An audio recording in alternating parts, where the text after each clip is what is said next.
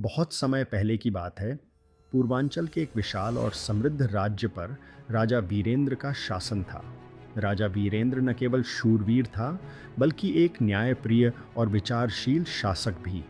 उसके राज्य में हर कोई सुखी था, किसान, व्यापारी, सैनिक, साधु। लेकिन एक रात राजा को एक विचित्र सपना आया। सपने में उसने देखा, सारा राज्य अंधकार में डूबा है, लोग भयभीत हैं, खेत सूख गए हैं, मंदिर वीरान हैं। सुबह होते ही राजा बेचैन हो उठा। उसने तुरंत दरबार बुलाया और अपने मंत्रियों से कहा, राजा, गंभीर स्वर में, मुझे विश्वास है यह सपना कोई संकेत है।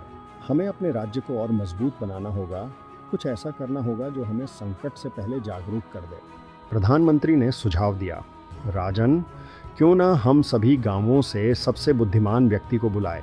पूछें कि एक राजा को ऐसा क्या उपहार दिया जाए जो न सोना हो, न हीरा, न वस्त्र, पर सबसे अनमोल हो। राजा ने हाँ कर दी।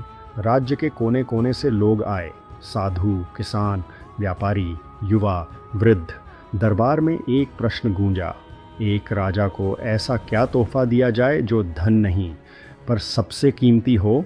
किसी ने कहा ज्ञान, दूसरे ने कहा तलवार, तीसरे ने कहा धर्म ग्रंथ। राजा ने सबकी बातें सुनी, पर वह शांत था। कुछ अधूरा सा लगा उसे। अंत में एक बूढ़ा किसान आया। उसके हाथ में बस एक मुट्ठी मिट्टी थी। राजा ने पूछा, यह क्या है किसान? राजन, यह आपके राज्य की मिट्टी है। यह उस हर व्यक्ति की सांसों की गवाही देती है जिसने इस भूमि पर पसीना बहाया है। इसे कभी मत भूलिए। जब भी कोई निर्णय लें, पहले इस मिट्टी को छू लें।